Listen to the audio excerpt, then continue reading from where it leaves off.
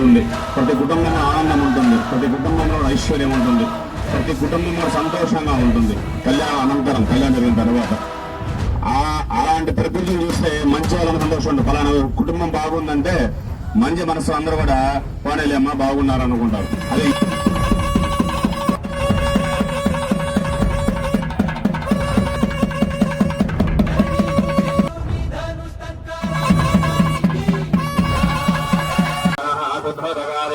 స్నానం కన్యాదాన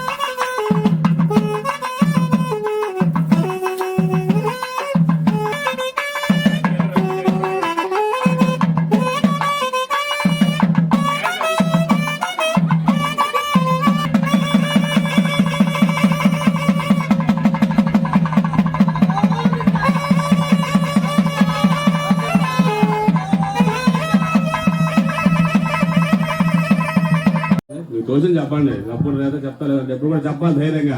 ఏదైనా సరే మనం చెప్పగలగాలి. తప్పుంటే ఒప్పుంటే సరి చేస్తారు, చెప్పకపోవడం లేదు తప్పు. స్వామివారికి చిరక 100 రూపాయలు సమర్పించారు.